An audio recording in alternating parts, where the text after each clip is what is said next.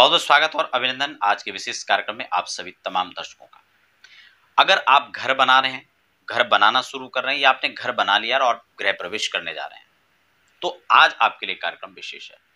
क्योंकि यहाँ पर आपको आज जिस कार्यक्रम के माध्यम से मैं जो जानकारी आपको देने वाला हूँ, वो गृह निर्माण से लेकर के यानी भूमि पूजन से लेकर के और आपके गृह प्रवेश तक क्या-क्या चीजें की जाती हैं, कब की जाती हैं, कैसे की जाती हैं, क्या-क्या चीजें होनी चाहिए थी और आपने क्या-क्या नहीं किया और नहीं किया तो अब गृह प्रवेश में उन सबकी पूर्ति कैसे हो? लोगों के लिए बहुत ज़्यादा काम करे जो फ्लैट में रहते हैं, क्योंकि न जाने अवैध कब्जा था, न जाने किसकी ज़मीन थी, न जाने बंजर भूमि थी, न जाने ऐसी भूमि थी जहाँ लोग पनपते ही नहीं थे और अब आप यहाँ फ्लैट बन गए, अब बिल्डिंगें बन चुकी हैं, अब आप इनमें रहना शुरू कर रहे हैं, तो ये सब चीज़ें उनके लिए बहुत कंपल्सरी हो जाती हैं। इस पर खासकर हम चर्चा करेंगे। कैसे गृह प्रवेश किया जाता है, क्या उसकी पूजा विधि है, क्या-क्या करना चाहिए, तमाम सारी चीज़ों को लेकर मैं यहाँ पर आज चर्चा करने जा रहा हूँ। नए दर्शक हैं तो एक निवेदन यह भी रहेगा कि आप पहली बार चैनल को विजिट कर रहे हैं तो चैनल को सब्सक्राइब जरूर कर लें, ताकि आने वाले समय में भी आपको इसी प्रकार की इंफॉर्मेटिव चर्चाएं, वो चाहे अध्यात्म की हो, ज्योतिष की हो, वास्तु की हो, रत्न रुद्राक्ष से संबंधित तमाम जानकारियां आपको समय समय पर यहाँ पर मिलती रहेंगी। फटाफट चर्चा कर लेते हैं। सबसे पहला बिंदु, अगर आप घर बना रहे हैं तो आप स्वाभाविक चीजें पहले बुनियाद खुदी जाएगी, भूमि का पूजन होगा। भूमि पूजन का क्या विधान है और अगर आपने घर बना लिया, गृह प्रवेश कर रहे हैं, तब भी इस कार्यक्रम को आप देखें, समझें और सुने कि आपके अभी तक क्या क्या मिस्टेक आपने की हैं, क्या कमियां यहां तक रह चुकी हैं और अब गृह प्रवेश अब आप करने जा रहे हैं ना, तो क्या इस कमियों को पूरा किया जा सकता है और किया जा सकता है तो फिर कैसे किया जा सकता है। तो आप ये समझ लें, अगर आप निर्माण कार्य आप प्रारंभ कर रहे हैं तो सबसे पहले वही नियम है कि आप मुहूर्त निकालें। अच्छा, मुहूर्त हम किसी भी चीज के लिए क्यों निकालते हैं, थोड़ा इस बिंदु को भी स्पष्ट कर दें। क्यों निकालते हैं? जब भी हम सही समय पर किसी कार्य को करते हैं तो उस काम को उस दिशा में बढ़ने के लिए, तेजी से बढ़ने के लिए, एक समय से पूर्ण होने के लिए और एक सटीक विधि से पूर्ण करने के लिए उसको एक बल मिलता है। उदाहरण के तौर पर एक छोटा सा उदाहरण आपको दूंगा, आपसे समझ जाएंगे। हम साइकिल चलाते हैं ना, और आपने देखा होगा कि अगर ढलान की तरफ साइकिल चलती है तो एक हमें एक वातावरण उस तरह का मिलता है कि साइकिल बिना पैडल मारे भी बहुत तेजी के साथ आगे बढ़ता है। यह दूसरा आपने तब भी अनुभव किया होगा कि जब उसी दिशा में हम चल रहे हैं और उसी दिशा में हवा का वेग भी है तो आपको जोर कम लगाना पड़ता है और अपने आप साइकिल चली चलती है। अगर ऐसा ना हो और विपरीत दिशा में हवा चल रहा हो, आप उल्टी दिशा में चल रहे हैं, तब क्या होगा? तब आपको ताकत ज्यादा लगाना पड़ेगा। हो सकता है घटना और दुर्घटनाओं का शिकार भी होना पड़ सकता है। ठीक इसी प्रकार से मुहूर्त को आप समझ सकते हैं। आपके काम को सही दिशा में ले जाना, सही तरीके से ले जाना और सही फल और सही रिजल्ट आपको देना, ये आपके मुहूर्त पर काफी हद तक निर्भर करता है। इसीलिए सही काम को सही समय पर करना और उसकी विधि को मुहूर्त कहा जाता है। समझ चुके होंगे। अब हम जब मुहूर्त इसके लिए निकालते हैं तो भूमि पूजन के लिए हमें क्या क्या जो मापदंड हैं भूमि पूजन के मुहूर्त के, वह क्या क्या है। देखिए, एक चीज और है, सर्वे दोषा विनिश्यन्ति लग्न शुद्धिर यदा भवेत्। सर्वे दोषा विनिश्यन्ति मुहूर्त सिद्धिर यदा भवेत्। अगर मुहूर्त की शुद्धि है, लग्न की शुद्धि है, तो हमारे तमाम दोषों का समन हो जाता है जो हम काम करने जा रहे हैं। तो अगर आप भूमि पूजन की बात करें तो मैं यहाँ पर कुछ खास चीजें आपके लिए नोट की हैं। सबसे पहला कि अगर आप भूमि पूजन करें तो किन किन महीनों में गृह निर्माण करना चाहिए। कई लोग ज्येष्ठ के महीने, जब गंगा दशहरा पड़ता है, निर्जला एकादशी पड़ती है, उनको लगता है ये अच्छा मुहूर्त है। बिल्कुल नहीं है। कई लोग कहते हैं कि गणेश चतुर्थी है आज कर लेते हैं, संकट चतुर्थी है आज कर लेते हैं। बिल्कुल नहीं मुहूर्त बनेगा। यहाँ पर मैं आपको एक एक चीजें अलग अलग तो सब विस्तार से नहीं बता पाऊंगा, लेकिन हाँ, जो मुख्य मुख्य इसकी चीजें हैं उसको आप थोड़ा समझ लीजिए। मास की अगर बात करते हैं मुहूर्त के लिए, भूमि पूजन के मुहूर्त के लिए, तो आपके कौन कौन से महीने यहाँ पर अच्छे हैं। यहाँ पर शुद्धि के साथ बैसाख, श्रावण, मार्गशीर्ष, मार्ग और फाल्गुन, ये श्रेष्ठ महीनों के में यहाँ पर गिना गया है, जबकि भाद्र और कार्तिक को भी मध्यम श्रेणी में लिया गया है। जबकि श्रावण, मार्गशीर्ष, पौष, वैशाख अगर महीने चल रहे हैं, चंद्रमास हैं, तो यह भी शुभ हो सकते हैं, लेकिन कब? जब यदि सूर्य जो है द्वितीय भाव राशि पर गोचर न कर रहे हो। जैसे कि द्वितीय भाव राशि कौन कौन से होते हैं? 3 हो सकता है, 6 हो सकता है, आपका 9 हो सकता है, 12 हो सकता है। द्वितीय भाव राशि के अंदर अगर सूर्य इस रूप में चल रहे हैं, गोचर कर रहे हैं, संचरण कर रहे हैं, तो यह मास भी शुभ हो सकते हैं। क्लियर हो चुका है। दूसरा पॉइंट है नक्षत्र, कि किन किन नक्षत्रों के अंदर आपको भूमि पूजन स्टार्ट करना चाहिए, नींव पूजन करना चाहिए, नींव खोदना चाहिए। देखिए यहां पर सभी स्त्र नक्षत्र और जो मैत्र नक्षत्र संज्ञक हैं, इन नक्षत्रों को आप ले सकते हैं। आपको अगर ये समझ में नहीं आ रहा है, मैं एक एक नक्षत्र आपको बताऊं तो शायद वीडियो बहुत बड़ी हो सकती है, क्योंकि बहुत सारे मुख्य बिंदुओं को मुझे इस कार्यक्रम में लेना है। तो आपके लिए मैंने अलग से नक्षत्रों पर एक चर्चा की है, जिसमें मैंने सभी नक्षत्रों के बारे में बताया और उन नक्षत्रों में होने वाले काम की भी जानकारी आपको दी है। तो आप उस वीडियोस को हमारे प्लेलिस्ट में जाकर चेक कर सकते हैं। ठीक है, मित्र और मैत्र संज्ञक जो नक्षत्र हैं, मृदु नक्षत्र हैं, उनमें आप कर सकते हैं। दूसरा, अब बात आती है कि वारों की। देखिए क्रूर बार को अगर छोड़ दें, पाप बार को छोड़ दें, तो शुभ बार जैसे कि बुध हो गया, बृहस्पतिवार हो गया, शुक्रवार हो गया, सोमवार हो गया, आप इन बारों के अंदर भूमि पूजन कर सकते हैं। विशेषकर मंगलवार को तो भूमि पूजन होता ही नहीं है, ठीक है ना। तो ये चीजें हमें यहाँ पर समझ लेना चाहिए भूमि पूजन के दौरान। अब बात आती है कि आपका जो मुख्य चीज है कि भू रजस्वला नहीं होना चाहिए। ये कैसे देखते हैं, इसके लिए मैं विस्तार से अलग कार्यक्रम बना चुका हूं, आप उसको देख सकते हैं, ठीक है ना। मैं यहाँ पर मुख्य बिंदुओं को ले रहा हूं कि क्या क्या चीजें होनी चाहिए और क्या क्या नहीं होनी चाहिए, क्योंकि आपको गृह प्रवेश तक की जानकारी इस कार्यक्रम में देना है। तो भू रजस्वला नहीं होना चाहिए। अब दूसरा पॉइंट है कि किस दिशा में पूजन करें, क्योंकि हम लोग समझते हैं कि आपका जो है ईशान कोण में ही पूजन होता है, जबकि ऐसा बिल्कुल भी नहीं है। सूर्य किस राशि पर संचरण कर रहे हैं यह उस पर निर्भर करता है, और चारों कोणों पर पूजन का विधान है। ऐसा हमने एक विस्तार से पहले कार्यक्रम में आपको बताया। आप यह भी डिटेल में जानना चाहते हैं तो उसके लिए भी आप उस कार्यक्रम को देख सकते हैं, क्योंकि यहाँ पर भी 12 राशियां हैं, 12 राशियों में सूर्य का संचरण है और वहां कौन कौन सी दिशाओं में करना है। तो आज के कार्यक्रम में ये जो है पॉसिबल नहीं हो पाएगा आपको यह क्लियर करना, लेकिन यह आप दिमाग में बिठा लें कि केवल ईशान कोण में करना है, ऐसा नहीं है। किस दिशा में करें, उसके लिए चारों दिशाओं में पूजन का विधान है। नींव में क्या रखना चाहिए सुख समृद्धि के लिए, और आपके उत्तम आपका घर बने और उसमें उत्तम आपका कुल आगे हो करके बढ़े, उसके लिए नींव में क्या रखना चाहिए, यह सविस्तार से जानने के लिए और वास्तु चक्र को जानने के लिए जो भूमि पूजन के स्पेशल वीडियो आप उसको देख सकते हैं। बहुत डिटेल में वहां पर आपको एक एक चीजें मिल जाएंगी। तो ये तो भूमि पूजन के मुहूर्त की सामान्य जानकारी थी। दूसरा यहां पर आता है तिथि कौन सी होनी चाहिए। देखिए रिक्ता तिथियों को छोड़ दिया जाए तो बाकी सभी तिथियां, नंदा तिथि हो, भद्रा तिथि हो, जया तिथि हो, इनमें आप कर सकते हैं। नंदा और जया को विशेषकर इसमें अच्छा माना जाता है और शुभ माना जाता है, इस तिथियों में आप कर सकते हैं। क्रूर वारों को छोड़ दें और रिक्ता तिथि को छोड़ दें, उसमें भी खासकर आपका अमावस्या तिथि भी इसके साथ ले लीजिए, यानी चतुर्थी हो गया आपका, नवमी हो गया और आपका चतुर्दशी और अमावस्या हो गया, ठीक है ना। तो इसको आप छोड़ सकते हैं। पूर्णिमा को कई लोगों का डाउट रहता है तो पूर्णिमा को आप कर सकते हैं। उसके बाद बात आती है शुभ लगन की, तो आप स्त्री लगन को लें जो आपके कार्य को अच्छे तरीके से आपका काम हो सके, और गोचर के चंद्रमा आपके 4, 8, 12 न पड़ रहे हो, इस बात का विशेषकर ध्यान रखें। गोचर का चंद्रमा कैसे देखा जाता है, वैसे तो विस्तार से मैं पहले बता चुका हूं, लेकिन फिर भी आज के कार्यक्रम बताता हूं। बहुत छोटा सा सूत्र है, आप अपनी कुंडली बनाएं और आपकी राशि क्या है और आपकी राशि से गोचर का चंद्रमा, मान लो आज वृषभ आपकी मेष राशि है, आपने मेष राशि का चार्ट तैयार कर दिया। मान लो आज कर्क राशि के चंद्रमा है, तो 4 स्थान पर चंद्रमा पहुंचेंगे तो आपकी राशि से चौथे हो जाएंगे। आप समझ चुके हैं, इस प्रकार से चंद्रमा देखा जाएगा। दूसरी बात आती है कि आपने भूमि पूजन बिल्कुल विधि विधान से और सही समय पर कर दिया है। अब दूसरी बात आती है आपका मकान स्टार्ट हो चुका है, अब चौखट रखने की बारी सबसे पहले आएगी। उसके बाद आपके चौखट के ऊपर बिंब पड़ेंगे। इसके लिए जब आप चौखट का मुहूर्त निकालते हैं, हालांकि चौखट के मुहूर्त कैसे निकलते हैं, किन किन मापदंड और मानदंडों पर उसमें लिया जाता है, उसको लेकर विस्तार से मैं पहले चर्चा कर चुका हूं, लेकिन फिर भी आज के कार्यक्रम में आपको बताता हूं, क्योंकि वहां पर मैंने पूजन की जानकारी आपको दी है, उसमें क्या बांधते हैं, कैसे रखना चाहिए, किस दिशा में रखना चाहिए, वो सारी डिटेल मैंने वहां पर बता रखा है। लेकिन चौखट आप रख रहे हैं, चौखट के महत्व को आप समझना चाहते हैं तो उस वीडियो को देखिए। लेकिन फिर भी आप चौखट का जो मुहूर्त है वो शुभ बार आपको देखना है, सोमवार हो, शुक्रवार हो, बृहस्पतिवार हो, इन बारों के अंदर, बुधवार के अंदर आप उसको रख सकते हैं।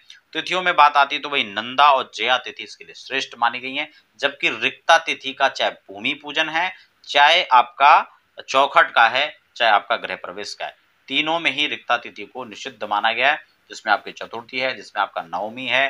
क्योंकि ये इसलिए कह रहा हूं मैं, क्योंकि गणेश चतुर्थी को लोग कहते हैं, उनके प्रश्न का उत्तर है कि चतुर्थी में नहीं होगा। जो दुर्गा नवमी को कहने जा रहे हैं कि अच्छा दिन माना जाता है, बहुत अच्छा है, मैं निषिद्ध नहीं कर रहा हूं, लेकिन रिक्ता तिथि का निषिद्ध है तो आप उसको छोड़ना पड़ेगा, चतुर्दशी को छोड़ना पड़ेगा और अमावस्या को छोड़ना पड़ेगा, इसलिए रिक्ता तिथि का यहां पर भी निषिद्ध है। नक्षत्र की बात करते हैं तो वैसे तो सूर्य नक्षत्र से इनकी गिनती होती है और 1 2 3 4 7 8 9 10 15 16 इस नक्षत्रों की संख्या जब सूर्य नक्षत्र से पड़ती है तो वहां पर इन नक्षत्रों को शुभ माना जाता है, दिन को शुभ माना जाता है। लेकिन अगर वैसे हम नक्षत्रों की बात करें तो यहाँ पर स्थिर और मैत्र नक्षत्र ही यहाँ पर भी लिए जाते हैं। लग्न की बात करें तो स्त्री लग्नों में आपको यह काम करना चाहिए, दुष्ट भाव में भी सेकंड बेस्ट ऑप्शन आपके पास हो सकता है। चंद्रमा वही 4 8 12 आपकी राशि से गोचर में नहीं पड़ना चाहिए, इस बात का आपको उस दिन भी ख्याल रखना है। क्लियर हो चुका है। तीसरी बात आती है कि अब आपका द्वार कैसे, कब आपका द्वार रखा जाएगा, उसमें आपके मेन गेट का विचार किया जाता है, अंदर के दरवाजे कब लग रहे हैं वो इससे कोई मैटर नहीं करता है। कई लोग इस पर तब भी विचार कर रहे होते हैं, तो तब इसकी विचार की आवश्यकता बिल्कुल नहीं है। जब द्वार की बात आती है उसमें मेन गेट आता है, उसमें लघु नक्षत्र, मैत्र नक्षत्र, वही क्रूरवारों का त्याग, वही रिक्ता तिथि का त्याग, वही सब सामान्य बातें। जो मुहूर्त आपके चौखट रखने में रखा जा रहा था उसमें भी हम विचार कर रहे थे, वही चीजें लगभग लगभग आपके द्वार का स्थापन के लिए, द्वार लगाने के लिए यानी गेट लगाने के लिए उन्हीं लगभग बिंदुओं को आप यहाँ पर स्पष्ट कर चुके हैं। अब यहाँ पर विस्तार नहीं करूंगा क्योंकि उन्हीं मुहूर्तों में लगभग लगभग जो सूत्र वहां पर है वो यहाँ पर भी लगेंगे, तो सिंपल सी बात है। अब बात आती है गृह प्रवेश की, जो आपका मुख्य बिंदु और मुख्य चैप्टर है। अब आप समझ चुके होंगे कि अगर आपकी इतनी सारी बातें में जो इतनी बातें हैं, इतना मुहूर्त का विधान था, इतनी चीजें थी, अगर उसमें आपकी कहीं कमियां रह गई हैं तो अब आपके पास लास्ट ऑप्शन अब बचता है जिसको मैं आपको अंत में बताने वाला हूं।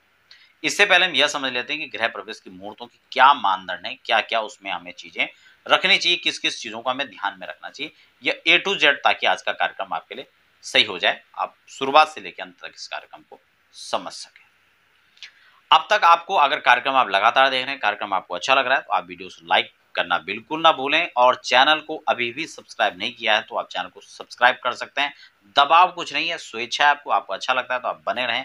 ऐसे ही इंफॉर्मेटिव चर्चाएं आप हमारे साथ लगातार देख सकते हैं, चाहे वो अध्यात्म की बात हो, चाहे ज्योतिष की बात हो, चाहे वास्तु की बात हो, या तमाम किसी प्रकार के कर्मकांड पूजा पाठ से संबंधित जानकारियां हो। तो अब बात कर लेते हैं गृह प्रवेश की। तो गृह प्रवेश के लिए वही जो वैसे तो मैंने 12 महीने में गृह प्रवेश हो या भूमि पूजन हो उसके आपको डिटेल में जानकारी दी है, अलग अलग अलग तरीके से। यहाँ पर वीडियो को बहुत विस्तार से मैं संक्षिप्त में आपको बता दूं कि वैशाख और ज्येष्ठ का महीना गृह प्रवेश के लिए बहुत उत्तम माना जाता है, वहीं माघ और फाल्गुन का महीना बहुत श्रेष्ठ माना जाता है। अब इसमें से 2 महीने जो बैसाख और ज्येष्ठ है वो आपका गर्मियों में पड़ रहा है, जबकि माघ और फाल्गुन आपका सर्दियों में पड़ रहा है। बहुत डिफरेंस है, वहां 2 महीने आपको सर्दियों में मिलते हैं, यहाँ 2 महीने आपको गर्मियों में मिलते हैं, तो टोटल मिलाकर के 12 में से 4 महीने बनते हैं। तो क्या हम गृह प्रवेश अगर कर रहे हैं तो हमें इन 4 महीनों की प्रतीक्षा करनी पड़ेगी? और महीने हमारे कोई काम के नहीं है? क्या हम और महीने में नहीं कर सकते हैं? यही बातें मैंने आपको अलग अलग महीनों के दायरे में बताया। अगर डिटेल में आप किस महीने में गृह प्रवेश कर रहे हैं तो आप सर्च कर सकते हैं हमारे चैनल पर। मान लो कि आपको वैशाख के में आपको चैत्र के महीने में गृह प्रवेश करना है तो आप सर्च कर सकते हैं, क्योंकि चैत्र में होता ही नहीं है। उसके बाद आपको मान लो अक्टूबर में आपको गृह प्रवेश करना है, यानी आप कार्तिक के महीने में सर्च कर रहे हैं तो आप लिख करके सर्च कर सकते हैं कार्तिक में गृह प्रवेश, आगे अध्यात्म और ज्योतिष लिखेंगे तो आपको सीधी जो है हमारी वीडियोस आएगी और वहां पर आपको सारी जानकारियां विस्तार से मिलेंगी। खैर, अभी यहां पर आप समझ लीजिए कि 4 महीने हैं, अगर आप उन 4 महीनों में नहीं कर रहे हैं और उन 4 महीनों के अलावा आपके पास ऑप्शंस हैं, तब आपको क्या करना होगा और क्या उसके समाधान है, वह आप गृह प्रवेश में कर सकते हैं, उसको आप समझ लीजिए। तो यहां पर माघे अर्थ लाभ, माघ के महीने में अगर गृह प्रवेश करते हैं तो आर्थिक अच्छा लाभ होता है। फाल्गुने जो फाल्गुन में भी धन धान्य लाभ हो, वैशाख मासे धन धान्य पुत्र का लाभ, ज्येष्ठे सुमासे सुपरे सुन, ज्येष्ठ आदि में भी आपको पुत्र पात्र का लाभ होता है। ये सारी चीजें जो है सूक्तियां, शास्त्र सूक्त यहाँ पर बता रहे हैं। तो आपको ज्येष्ठ, वैशाख और माघ फाल्गुन 4 महीने मैंने आपको बता दिए। कौन से महीने में बिल्कुल नहीं करना चाहिए उसको थोड़ा समझ लीजिए। खर मास चल रहा हो उसमें बिल्कुल नहीं करना है, आपका मल मास चल रहा हो तो उसमें बिल्कुल नहीं करना है। अगर आपके तारे अस्त हैं, यानी जो गुरु अस्त और आपका शुक्रास्त होता है, उसमें भी गृह प्रवेश नहीं किया जाता है। 4 बातें ही हो चुकी हैं। अब है इसमें नक्षत्र, क्योंकि जो मध्यम मास है उनमें भी आप कर सकते हैं। शर्तें क्या है वो आपको मैं बता रहा हूँ। अभी यहाँ पर फिलहाल नक्षत्र की बात समझ लेते हैं।